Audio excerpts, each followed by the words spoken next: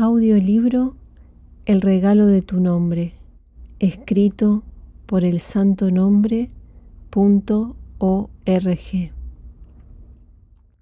En la atención yace el poder de resistir todo lo que pueda venir. Nicéforo el Solitario. Este libro está dedicado a todas las hermanas y hermanos que participan en la fraternidad del Santo Nombre. Prólogo. Continuamos aquí recopilando textos más recientes que hemos ido publicando en el blog elsantonombre.org. La mayoría desde 2022 y hasta bien entrado el año 2023. Esta tarea se nos hizo necesaria. No podíamos iniciarnos en la escritura de nuevos libros si no dábamos a luz estos pequeños escritos que fueron surgiendo como posts, pero que se resignifican cuando pueden leerse con cierto orden y continuidad. ¿Qué importancia que tiene el medio en la transmisión del mensaje? Nunca lo hubiéramos creído tanto. En ocasiones, lo leído en la web se nos pasa por alto, apenas nos toca y se olvida fácilmente. Lo que tenemos en el papel o entre las tapas de un libro pareciera más sencillo de atesorar y de repasar. Se nos antoja más íntimo y cercano.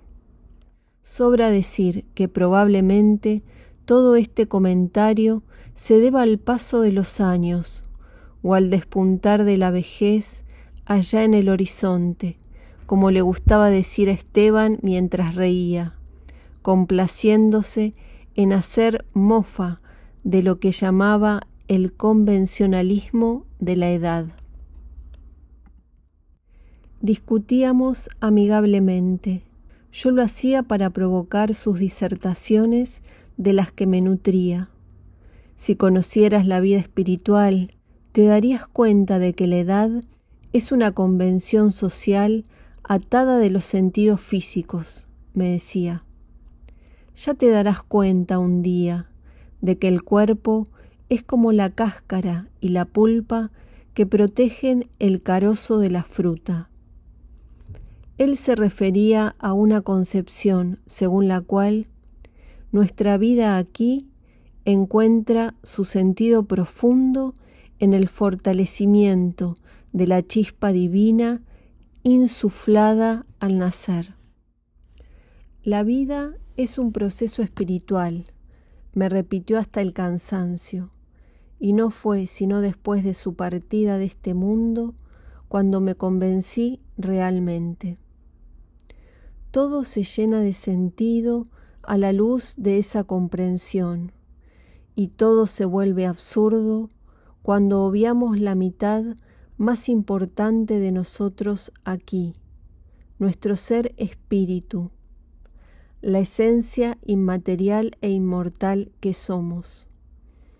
Y luego me explicaba con paciencia algunos capítulos breves de Máximo el Confesor, de Calixto e Ignacio, y de nuevo me llevaba hacia Nicéforo, el Solitario, para darle a mi mente algún hueso que roer.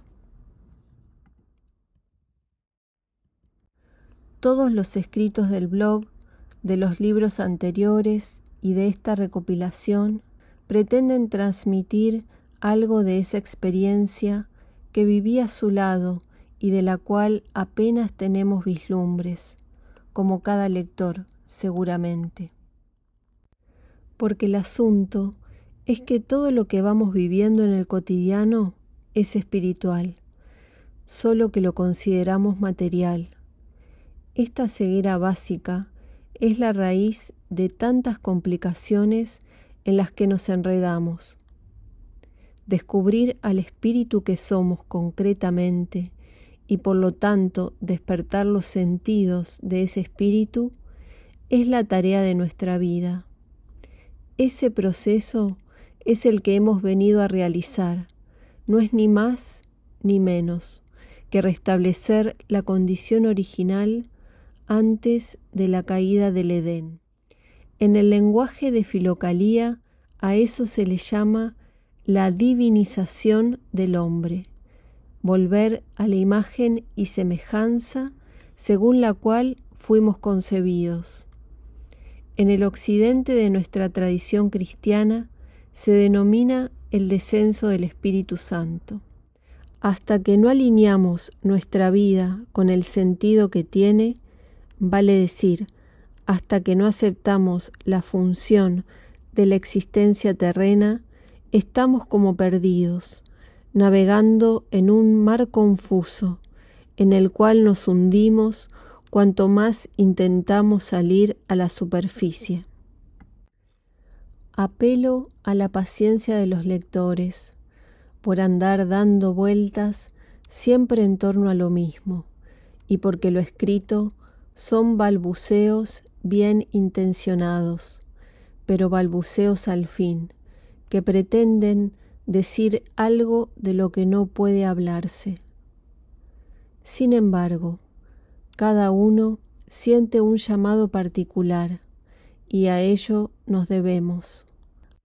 Al final, la coherencia con la propia vocación es lo que necesitamos para que alumbre el hueso de la fruta, como dicen aquí los amigos españoles. Un abrazo fraterno para todos, invocando el santo nombre de Jesús. Primera parte. La celebración gozosa. ¿Cómo pagaré al Señor todo el bien que me ha hecho? Alzaré la copa de la salvación, invocando su nombre. El canto de los primeros pájaros le anunciaba el inicio del oficio. Era una singular concordancia.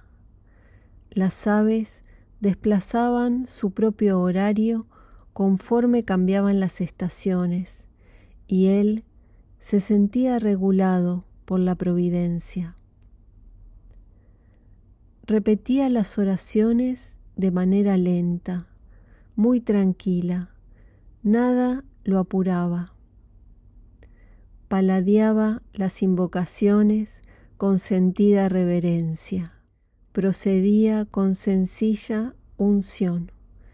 Se sentía parte de un clamor universal. Por momentos, inundado de silencio, adhería quedo a la alabanza del entorno. Era entonces cuando más leve se sentía. La caminata iniciaba junto al sol, tocando la copa de los árboles más altos. Le resultaba sublime la alborada, celebración gozosa de la vida múltiple, teofanía de las especies. Las cuentas discurrían entre los dedos curtidos, y el ritmo del corazón se insinuaba en los pasos acostumbrados ya a la oración. La mirada se le estiraba hacia el frente, como si bebiera el horizonte, mientras los labios musitaban el nombre aquel que daba significado a todas las cosas. La paz, largamente aposentada, le resplandecía en el ánimo. Un fuego extraño de a ratos lo inflamaba, y le parecía llevar en los brazos una multitud de dolores desconocidos, y sin embargo muy queridos. Misteriosa es la presencia invocada por el santo nombre de Jesús, que nos purifica, renueva y orienta. Qué bueno sería, Señor, si pudiéramos hacer de nuestros días una alabanza con acción de gracias, que nuestros movimientos fueran parte de una perpetua Eucaristía. Lo que haces moldea tu espíritu. Una de las cualidades que más me agradaban en él era esa capacidad de encontrar criterios válidos para la acción correcta en cada ocasión. Yo vivía siempre en medio de una nube de dudas y perplejidades, y eso me hacía más notoria su claridad y simpleza. A la vez, la originalidad de sus puntos de vista me maravillaba. Sus pensamientos y palabras venían desde otro lado, como de otro mundo más real y lúcido que este. Uno tiene que actuar y decidir como si estuviera a cargo del mundo, solía decir. O también, si esta acción que vas a llevar adelante fuera replicada por la gente en general, ¿qué pasaría? A mí jamás se me hubieran ocurrido criterios similares y, por supuesto, le tiraba de la lengua. Claro, me decía, el que es fiel en lo muy poco, es fiel en lo mucho. No hay actos poco importantes. Desde el punto de vista espiritual, cada acción que realizas le da forma a tu espíritu y al mismo tiempo forma al mundo. Esto de lo importante, asociado a lo grande, a lo espectacular, a lo que impacta llamativamente en lo exterior, surge desde una mirada muy limitada a la materia, a esa parte de la realidad que perciben los sentidos físicos. Pero lo real es mucho más vasto que eso. La mayor parte de lo que existe permanece oculto a la mirada habitual. ¿Cómo es esto? Todo lo que haces moldea tu espíritu, debido a que toda acción para producirse requiere que adoptemos una forma acorde al movimiento que se realizará. Vamos a suponer, cuando tú te pones a criticar a alguien, es decir, a compartir con otro los juicios que tu mente ha emitido sobre la otra persona, tu corazón se endurece en sintonía con esto que haces. La acción da forma al corazón y el corazón se transparenta en lo que haces, en una sinergia constante. Y lo que llamamos el mundo social, lo que ocurre cada día en todo el orbe, manifiesta lo que acontece en el espíritu humano actual, en esa frecuencia que todos juntos emitimos mientras vivimos. Si lo que pasa en el planeta fuera solo lo que aparece en los medios, una catástrofe global ya hubiera sobrevenido. Hay innumerables actos de compasión, de oración y de mediación que no se advierten y que son el sostén del mundo. Cuando estableces la paz en ti y en tu medio cercano, eso no influye menos que un acuerdo de paz entre países. La forma en que tratas a los que te rodean penetra en el alma del mundo y la modifica. Pero esto son ingenuidades para una mirada que considera al mundo como materia. ¿Acaso el mundo no es material? Sí, pero la materia es manifestación de algo que ocurre en el mundo espiritual, me decía. Lo que vemos es apenas lo que sobresale, y repetía una frase muy habitual en él: la vida no es lo que parece, y la muerte tampoco. Y sonreía de una manera tan vivaz que yo me llenaba de alegría, aunque no entendiera. Todo es espiritual, y vivir olvidados de esto es la raíz del desconcierto en que nos hallamos y de ese vivir confundidos o presurosos la mayor parte del tiempo. Los episodios de Pentecostés y del Monte Tabor o los relatos de algunos profetas se amplían y profundizan cuando los leemos teniendo esta realidad en cuenta. Ascética de la percepción. El alimento que das a la mente es tan importante como el alimento que brindas al cuerpo, incluso más. ¿Sabes de qué se alimenta la mente? De las percepciones. Todo lo que percibes es su alimento, y esto es con lo que se nutre el alma. Luego debe digerirse y asimilarse. ¿Sabes cómo se digiere el alimento que ingirió el psiquismo? Divagando. Los pensamientos divagatorios, ese constante murmullo o rumiar al que solemos llamar diálogo interno, es el ruido digestivo de lo que ha ingresado por vía de la percepción. Por eso, para acceder a una oración cada vez más silenciosa y profunda o de tipo contemplativo, no solo es necesario dominar una cierta técnica o método con precisión, sino, y sobre todo, llevar adelante una dieta mental o ayuno espiritual. Es esencial disminuir la cantidad y variedad de estímulos a los que nos exponemos y, por supuesto, cuidar la calidad de estos.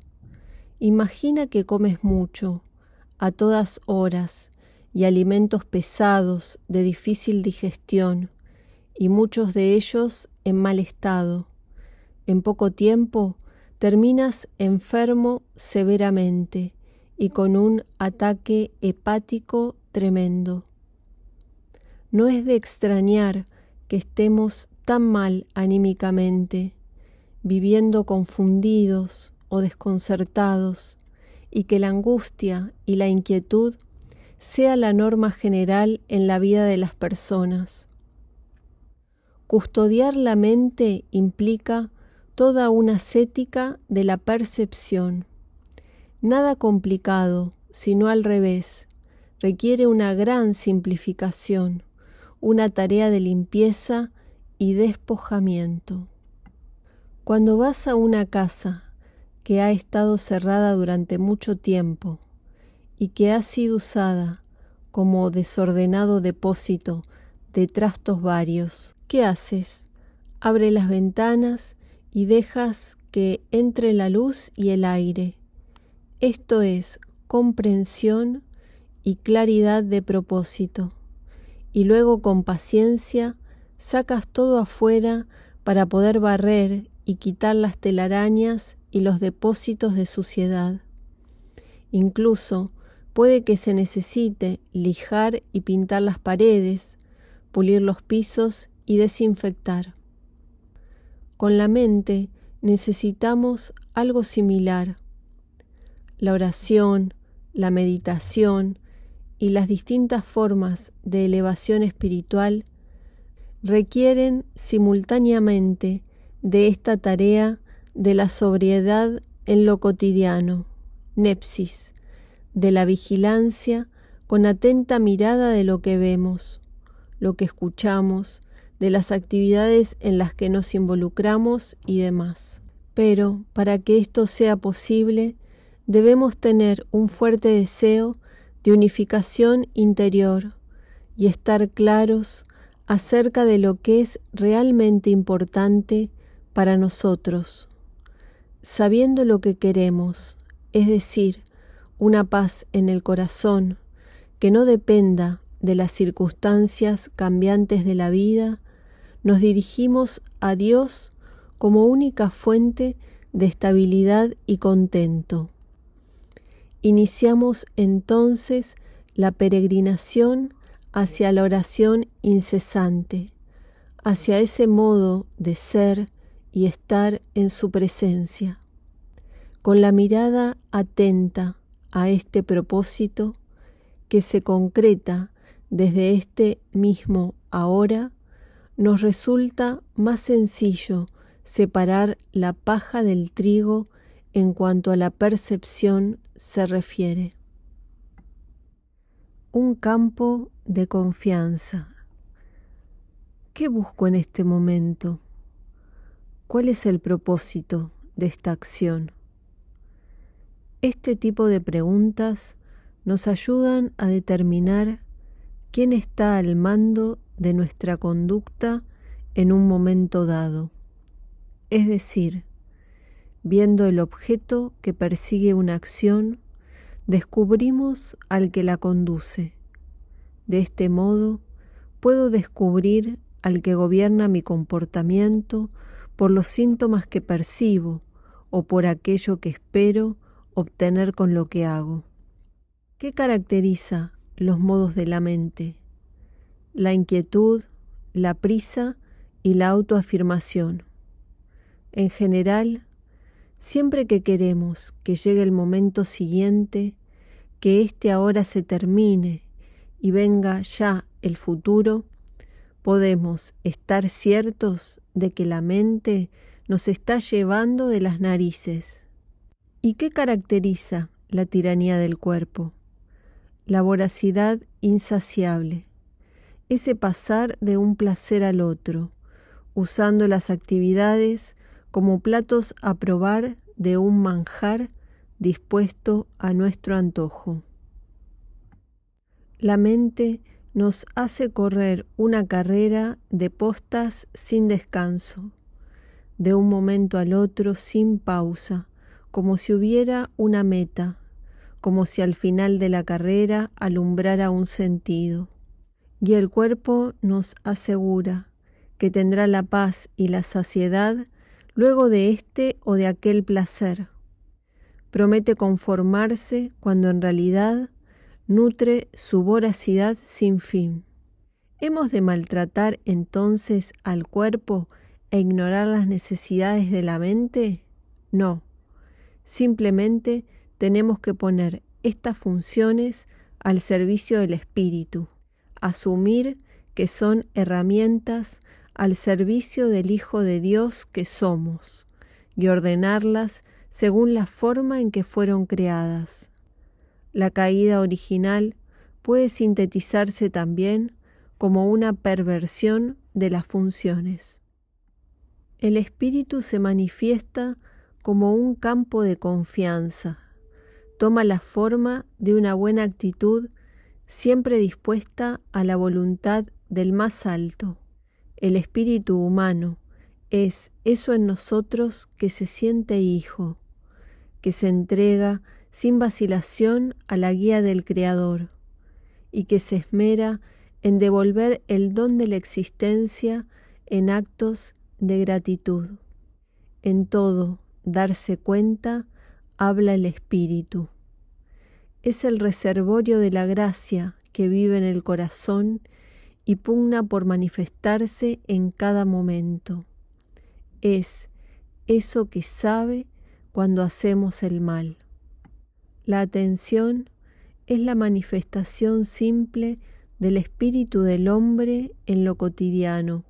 Se nota en la intención de salir del sonambulismo y de despertar a la presencia desafiando los automatismos. El espíritu es el que nos hace acordar de la hermandad con el otro. Es ese impulso compasivo que nos ablanda el corazón. Es una sensación expansiva que nos unifica con todo lo viviente y nos devuelve al destino original. Atención vigilante y oración incesante. Siguiendo con esto de estar atentos a quién está al mando en mis comportamientos cotidianos, estoy comiendo y siento el principio de la saciedad. La mente avisa que ya debería dejar de comer, pues hay mucha memoria de sentirse mal por seguir comiendo en este punto. Pese a ello, este saber lo que sucederá no basta. El cuerpo sigue dando la orden de comer. Aquí, en este punto, si aparece un acto de voluntad, una fuerte intención de cambio, con toda la intención dejo de comer. Me pongo de pie, levanto la vajilla y reanudo la invocación. En el preciso momento en que abandonaste los utensilios y te pusiste de pie, dejando el resto sin comer, apareció el espíritu. Eso más profundo y consciente, más espiritual en nosotros mismos. Tiene que ver con el hombre interior del que habla San Pablo. Es el que advierte la ley que impera en los miembros, la esclavitud que se padece por lo automático. Otro ejemplo es el de la ira. Cuando empiezo a encolerizarme con alguien y surge el deseo de increparlo, allí la mente está a cargo y el cuerpo le sirve crispándose. Todos los mecanismos de ataque se activan, pero el recuerdo de la enseñanza de Jesús, el deseo de ser coherentes con el Evangelio y el mandamiento principal destellan en un punto interior. Te has detenido, has pedido permiso y en lugar de armar un lío, saliste de la habitación. Ese fue el espíritu que a través del brazo de la voluntad ha permitido la no reacción. Son casos muy habituales. La gula y la ira muestran claramente cuando nos gobiernan los miembros o los pensamientos. Y lo decisivo es la atención y la oración interior. En cualquiera de los dos casos, el darse cuenta permite que aparezca nuestra intención de ser dueños de nosotros mismos, y mediante la oración sincera pedimos la fuerza para imponernos. Esto tiene el beneficio de que uno se acostumbra a no dejarse llevar por lo reactivo y se empieza a degustar el sabor de dirigir la atención en busca de la coherencia de vida. Los evangelios se descubren como más posibles de practicar en aquellos versículos que tan difíciles se nos hacen, como el de amar a los enemigos, no hacer acepción de personas, no preocuparse del día de mañana o poner la otra mejilla, entre otros. Empezamos a descubrir el sentido más profundo de las enseñanzas, porque asoman como practicables y no como ideales a los que nunca nos acercamos. La llave para nuestra metanoia es la atención vigilante y la oración incesante.